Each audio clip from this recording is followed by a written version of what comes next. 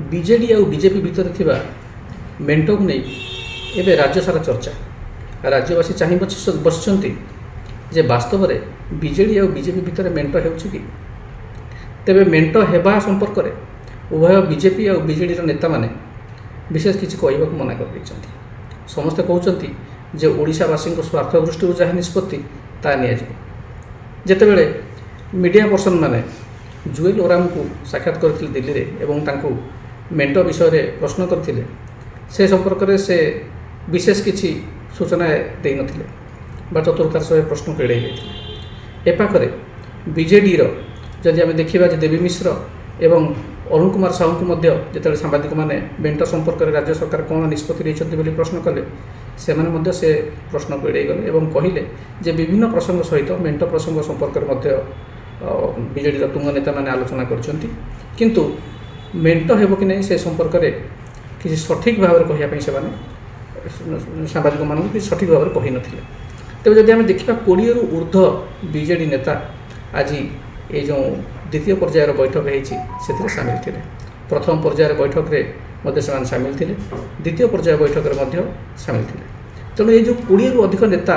आज ये जो बीजेडी जो मेंटो संपर्कित अन्य प्रसंग संपर्कित जो मीटिंग चली से सामिल थे से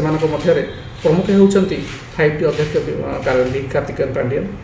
जदि आम देखा सांगठनिक संपादक अच्छा प्रणव प्रकाश दास अच्छा भाइस प्रेसिडेंट अच्छा देवी मिश्र आउ रणेन्द्र प्रताप स्वाई थे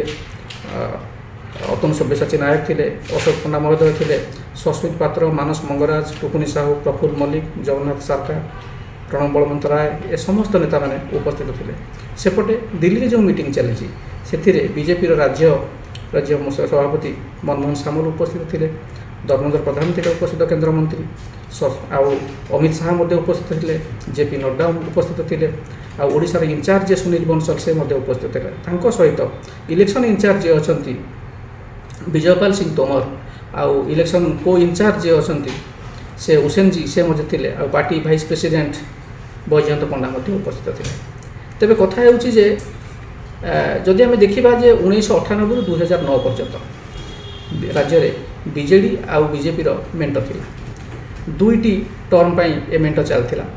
2000 मसीहा पर उभय दल परस्पर सहित भल संपर्क थे अंडरस्टांडिंग थिला किंतु समयक्रमे से मेंटोरे फाट सृष्टि होता सेतेबेले बीजेपी तरफ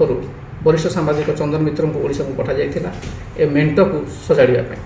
किंतु राजनैतिक दूरदृष्टि से अभिज्ञ नथिले चंदन मित्र तेणु से ए मेंटोर जो फाट होता मरामती करें तेणु उभय दल भिन्न भिन्न दिगरे चली जाते तेणु आज समय पुणी थे इतिहास निजक रिपीट कर तेणु आज द्वितीय थर पर देखा बीजेडी आ बीजेपी मेंटोर संभावना तेणु पार्टी तरफ उभय दल तरफ सांबादिक मानक हूँ ए संपर्क में कह तेणु राज्यवासी क्यों चाह बसी